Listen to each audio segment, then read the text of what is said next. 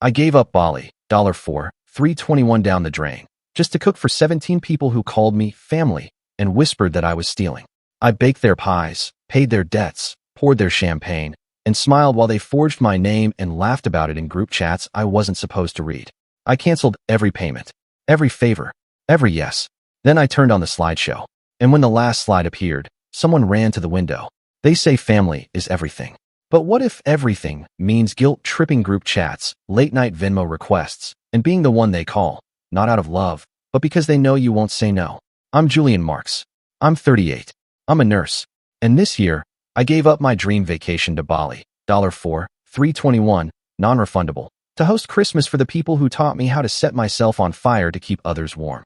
For 17 guests, I baked 4 pies, roasted 2 turkeys, set the table with grandma's china, and hung 900 string lights around the porch just so my uncle could say, "You should have gone with white instead of warm yellow."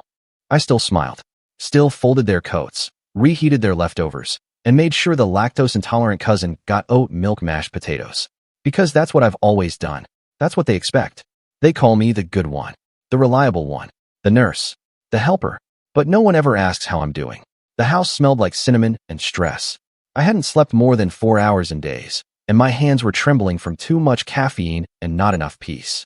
I was on my knees in front of the fireplace, placing fresh logs for the evening glow, when I heard them. Whispers. Muffled. Just behind me, in the next room. She probably used the trust fund money to buy all this crap. She's been skimming for years. Mom said Dad noticed too. She thinks we don't know. My breath caught. I didn't move. I didn't speak. I just listened. I bet she even lied about that Bali trip. She probably couldn't afford it. All that Florence Nightingale crap is an act. And then laughter. My cousins, Mark and Lindsay, drinking wine I bought, under a roof I maintain, making jokes about me stealing from the very money I used to keep this family afloat.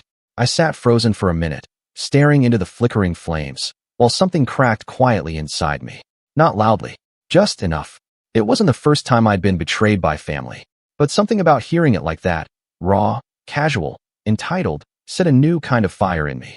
I stood up slowly, adjusted the garland over the mantel, and walked into the kitchen with a smile. I made peppermint cocoa for the kids. I handed Lindsay her preferred brand of ginger ale. I asked Mark if he wanted the spicy mustard he liked. I was perfect, because they had no idea what I had heard.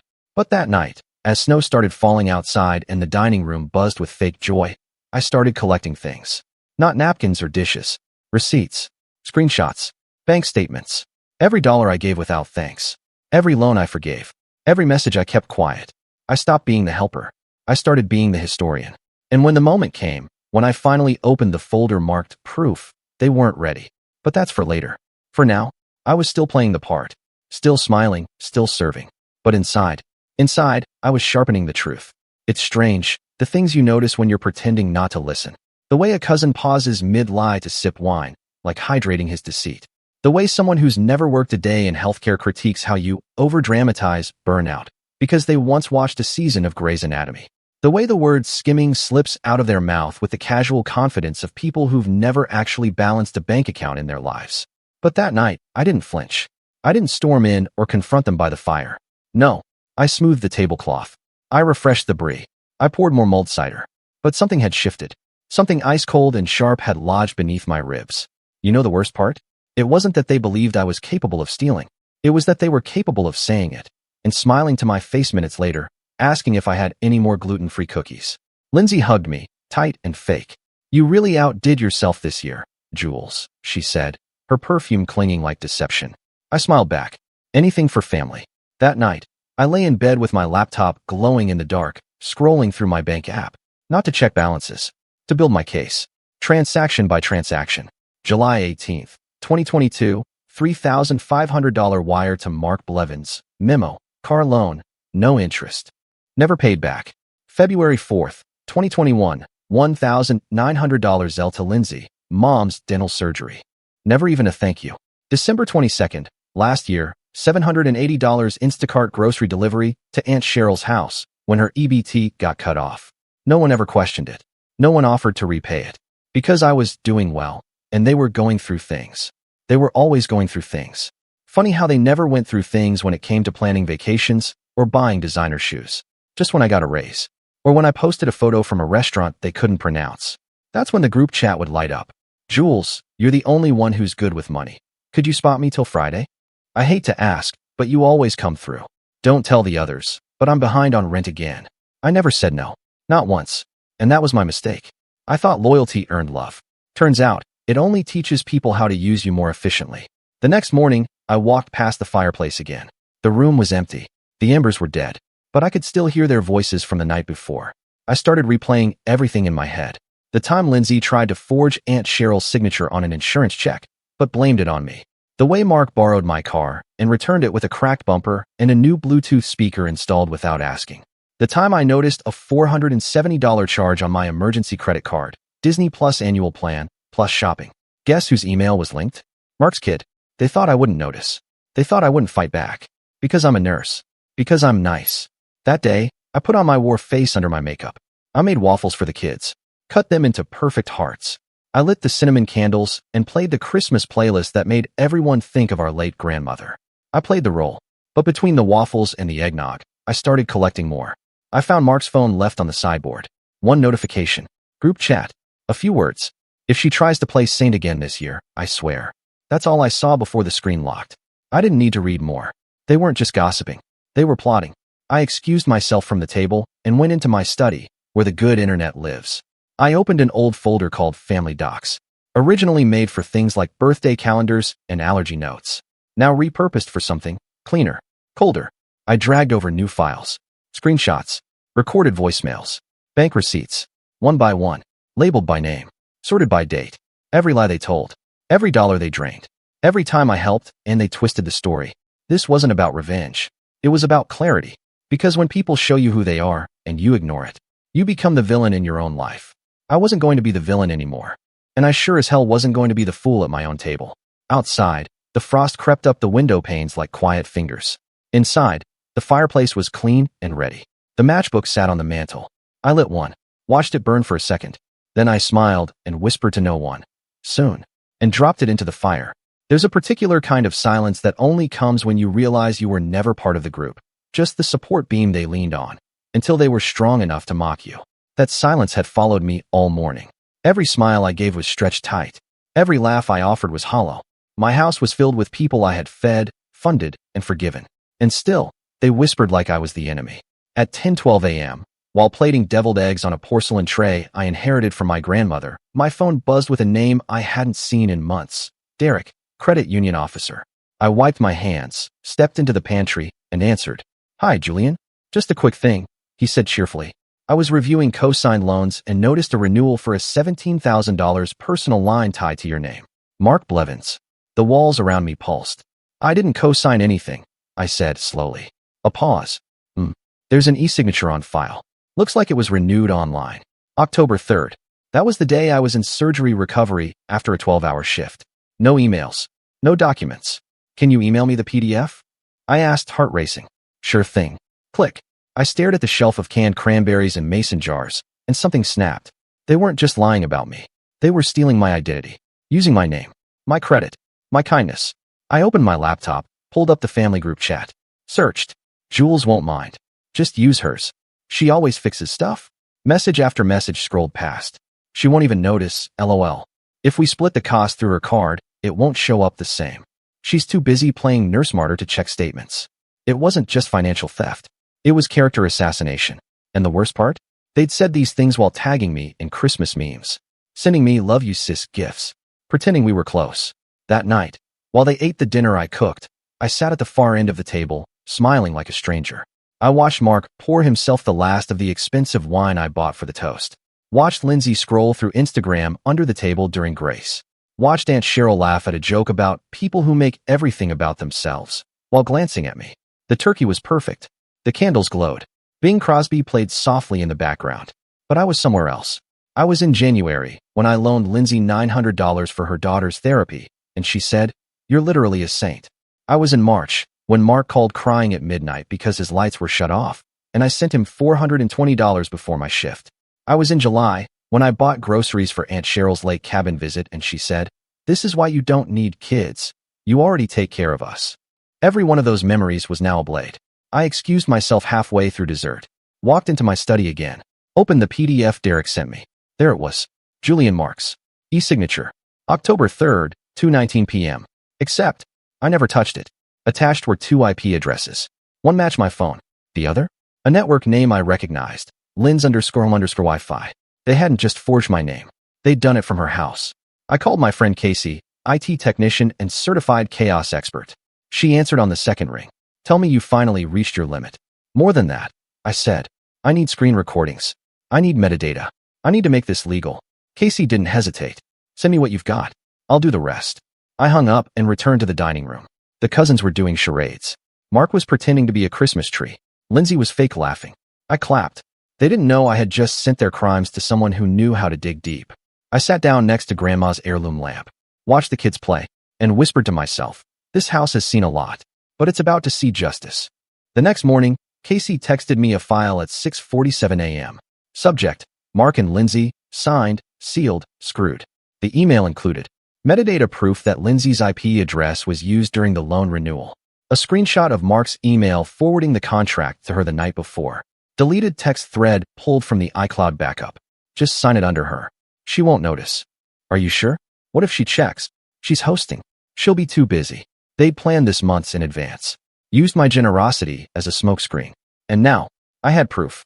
That evening, as the snow deepened and the Christmas lights glowed brighter, I changed the title of my USB folder from Family Docs to Proof. Then I renamed each file. Mark_bank_fraud_deck 22.pdf. Lindsay_trust_chat export.png. Cheryl_slander_audio.mp3. One by one. Labeled. Ordered. Ready. I sat down in my reading chair by the fire. I sipped tea. And I smiled. Because sometimes, the best revenge isn't rage. It's precision. When people say you're too good, what they really mean is, you're too easy to exploit without guilt. I learned that young. I was 12 the first time someone cried on my shoulder, then blamed me for making them cry harder. My mother called it emotional responsibility. I called it the beginning of the script I'd be forced to perform for the rest of my life. Smile. Soften. Serve. Don't speak. Don't shame. Don't shine too bright. Because God forbid a woman be both generous and aware. I remember my mom telling me, Julian, you're the dependable one. The others don't have your strength. Translation, they get to fall apart. You get to clean it up. Now, sitting in my own home, surrounded by relatives who had drained me like a utility bill on autopay, I realized how deeply that message had carved itself into my bones. They had never stopped taking, and I had never stopped offering. Until now. By the time the second wave of guests arrived, I had sorted 36 files into my folder. Financial records, text threads, email forwards, and, my favorite, voice memos. Some they had no idea I'd kept. She's too prideful to press charges. She probably thinks we're just going through a phase. Jules can handle it. She always does. They said that out loud. On a group voice chat. While I was invited but muted. I unmuted. I recorded. Now it sat in my Final Toast playlist. That afternoon, I played along. I handed out cocoa bombs and candy canes like I wasn't holding a USB stick that could unravel every false version of me they had ever constructed. The mask was getting heavy. But the performance? Flawless. Lindsay cornered me near the pantry. Her tone sugary, but her eyes scanning me like she knew something had shifted. Hey, Jules. I wanted to ask, was that Bali thing really real? Or were you just using it as an excuse to avoid Mom's birthday last year? I tilted my head. I didn't go to Bali because I paid your mom's mortgage for November and December. Thought you knew. Her cheeks paled. I didn't wait for a reply. I walked away. It wasn't a confrontation. Not yet. Just a crack in the mirror they'd painted of me. I found myself near the fireplace again, the same spot where I'd first overheard the betrayal. It looked peaceful now, decorated with garlands, stockings, and a photo of me as a child, smiling beside people who now claimed I was a thief. I picked up that photo. In it, my father's arm was around me. He died when I was 26. That Christmas, I covered all the funeral costs. Every flower, every prayer card, even the casket, $6.740. No one offered to split a cent. I didn't ask, because back then, I still thought that being good meant staying silent. I put the photo back and took a deep breath. This was the house I had remodeled. The mortgage they'd assumed someone else paid. The one I kept so the family would have a place to gather, even though no one else contributed a dime. I walked into my study and opened my journal. Not the financial evidence, the emotional one, where I'd written every betrayal in ink. July 17th, Mark borrowed my emergency credit card. Again, said he thought I wouldn't notice the Disney Plus charge. I did. November 2nd, Lindsay told Aunt Cheryl I was hoarding money. That same week, She asked for $800 for her daughter's braces. April 5th, Cheryl said I lied about my nursing bonus. She called it shady. I bought her groceries 2 days later. Each line was a wound they never even knew they gave me. I flipped to a blank page. Wrote one sentence. This is the year the giving ends. A knock on the door. I slammed the journal shut and turned. It was my niece, Holly, 12 years old, braces, glittery sweater, and more awareness than most adults in that house. She stepped in quietly. Aunt Jules, she said, holding a cookie. Why does everyone act nice to you when they want stuff, but weird when you're not around? I froze. She looked at me, small and serious. I heard Mom say you're just a nurse, not a bank. But you bought me books last week. So, I don't get it. I knelt down, took the cookie, and whispered, Neither do I, sweetheart. But I'm about to make it make sense. Her eyes widened. Then she nodded, solemnly, like she understood that something bigger was happening. Like she'd just seen someone stop being background and start being a headline. I stood up, walked to my laptop, and added one final file to the folder. Inheritance email, found but hidden. It was an email from the family lawyer. 2 years ago, my grandfather had left a clause in his estate. A fallback beneficiary. Me. If the trust became mismanaged or tampered with, the assets would default to the executor, originally my father, then he. That clause had disappeared from the conversation entirely. Buried. Erased. But not deleted. I had the email. Time-stamped. Marked as forwarded. Lindsay's name in the CC field. They had known. They had tried to erase it. Because if I ever found out, they'd lose everything. And now, with one folder, one click, one toast, I could make sure they did. The next morning, everything looked perfect on the surface. A thin layer of snow blanketed the driveway. The air smelled like vanilla and pine. My house glowed with the soft elegance of curated holiday warmth. Inside, a storm was gathering. I was the eye of it. By 9:03 a.m., I had already placed fresh cinnamon rolls in the oven, arranged holly along the mantel, and double-checked the champagne bottles chilling on the porch. It would be the most beautiful Christmas this family had ever seen. And their last one here. I dressed in slate gray cashmere, neutral, like my mood, and tied my hair in a low knot. I wore no jewelry except the necklace my father gave me when I graduated nursing school. He'd called me the strong one. But strength isn't the same as silence. I finally understood the difference. At 11:27 a.m., Mark burst through the door wearing a too-tight sweater and fake humility. He handed me a pie in a foil tin and said, "Hope this helps." It didn't. It was store-bought. Expired. $3.99, still tagged. At 12:42 p.m., Lindsay cornered me near the fridge. "You good?" she asked, all fake concern. "You've been kind of off lately." I smiled, handed her the lactose-free eggnog she always forgets to bring herself, and replied, "I'm just taking notes." She laughed. I didn't. At 3 p.m., the house filled. 17 guests. For children, too many secrets. I played the hostess, poured drinks, passed canapes, managed dietary restrictions, nodded through conversations about jobs I didn't respect and opinions I didn't ask for. Then came the toast. Every year, our family does a Christmas toast, usually led by whoever hosted. That meant me. I had planned every second. The USB was in my back pocket. The TV screen above the fireplace was synced. The remote was in my coat sleeve. I had run the sequence 3 times with my friend Casey, who'd helped me organize the files. No glitches. But first I watched, observed, listened. Mark joked loudly in the kitchen to Uncle Rob. "You know Jules can't help but be dramatic. She'll probably give a speech about boundaries and personal growth again." Lindsay snorted. "She probably thinks this makes up for all the money she's been hoarding from the trust." Then she added, almost proudly, "I'm just glad we got in before she started acting righteous again." That was the last line I needed. I walked into the room at 7:01 p.m., exactly as scheduled. The fireplace crackled behind me. The room dimmed slightly as I turned off one set of overhead lights. The soft Christmas jazz faded into quiet. I held up my glass. Everyone turned. "I just want to say thank you," I began, smiling with an ease I didn't feel. "Thank you for being here, for coming together, for pretending, for one more year, that this family still knows what love looks like." There was an awkward pause. I continued. "We've all made sacrifices. Some of us gave up vacations. Some gave up sleep. Some gave up money. And some gave up their silence." I pressed the hidden button in my coat sleeve. The TV behind me lit up. The screen displayed the words, "Truth." For the record, Lindsay's eyes twitched. Mark blinked too fast. The first slide appeared. Transaction number 1, $3,500 car loan to Mark Blevins. Never repaid. Then, transaction number 2, $1,900 medical transfer to Lindsay. Denied in public, Confirmed in chat screenshot. The images scrolled slowly, clearly, with my voice pre-recorded narrating over them.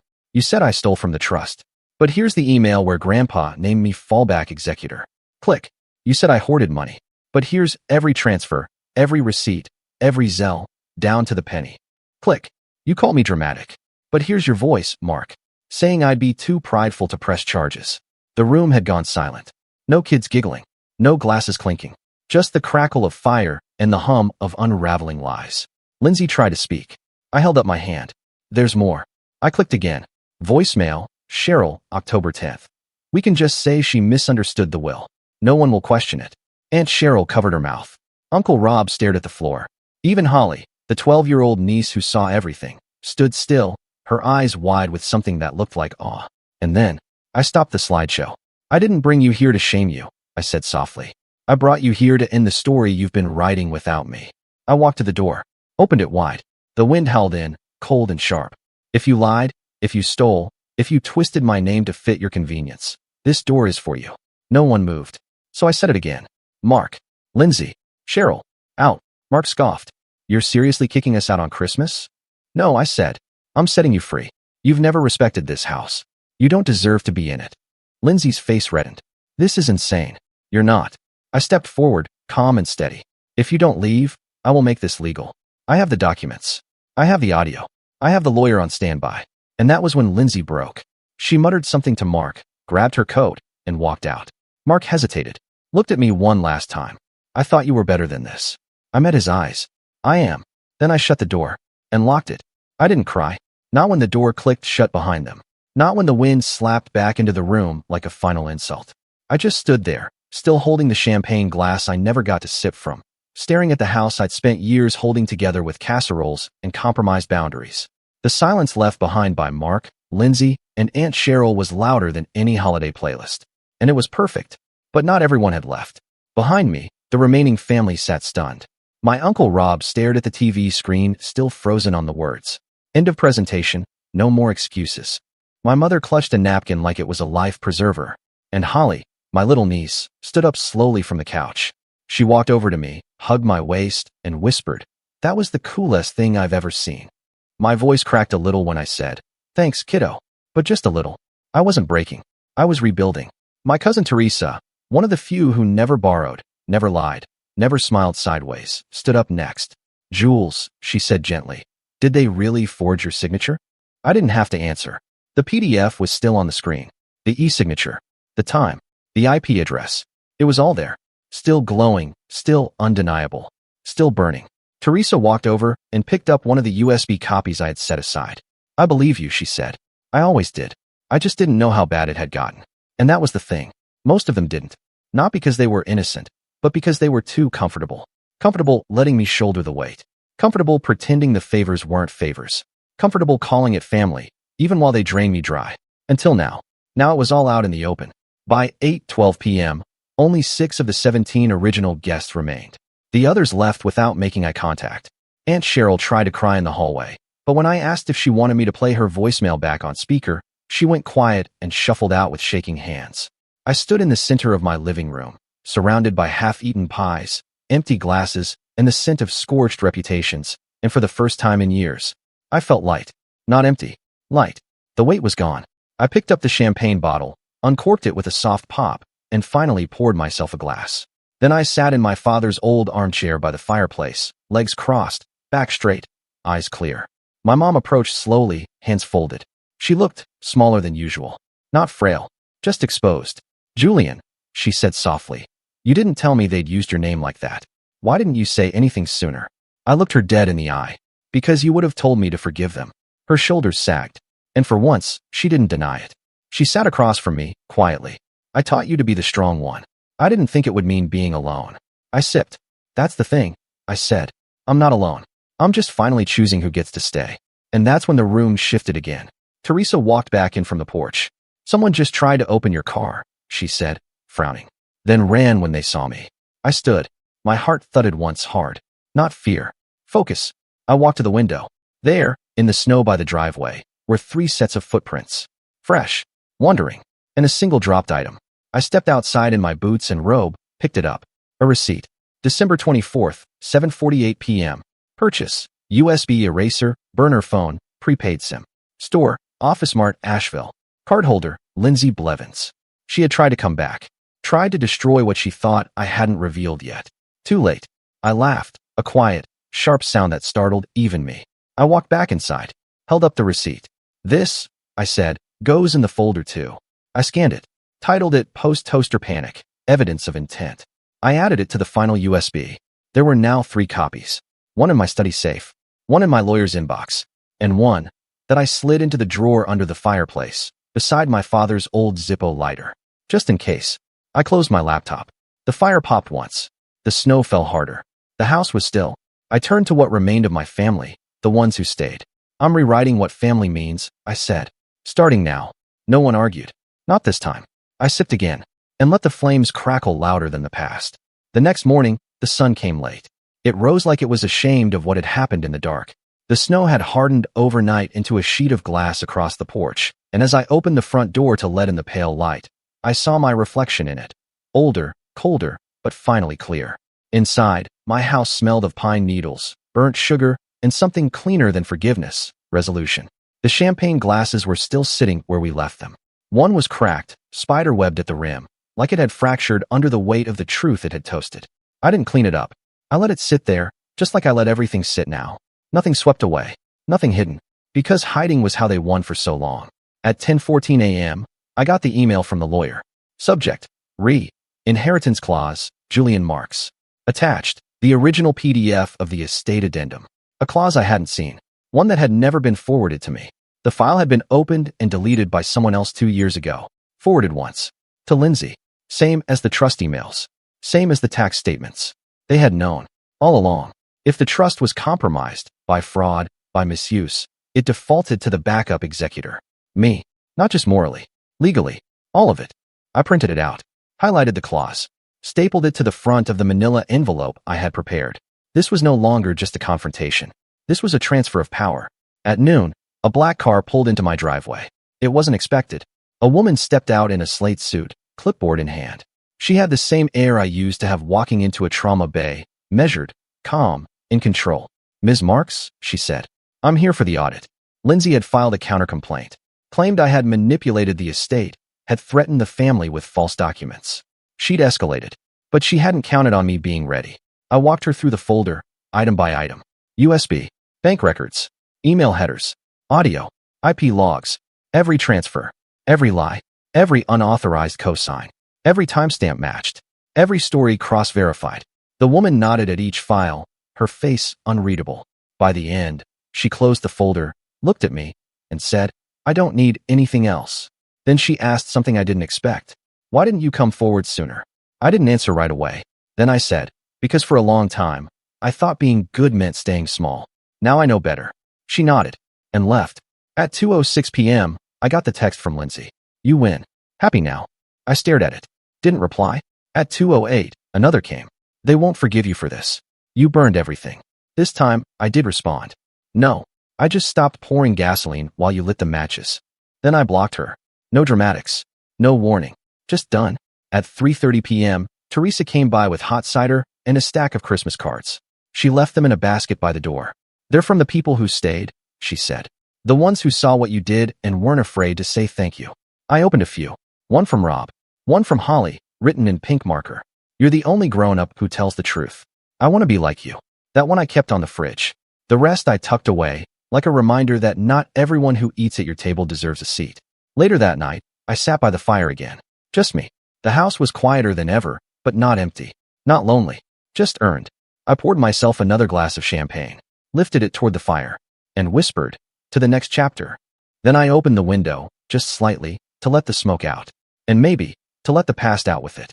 In the distance, down the hill, I saw 2 figures standing by the edge of the woods. Too far to identify. One of them took a photo with their phone. I didn't flinch. Let them document what they missed. Let them remember what power looks like after it's reclaimed. Because this house isn't theirs anymore. This name isn't theirs anymore. And this story is mine now. The door is open. And so am I.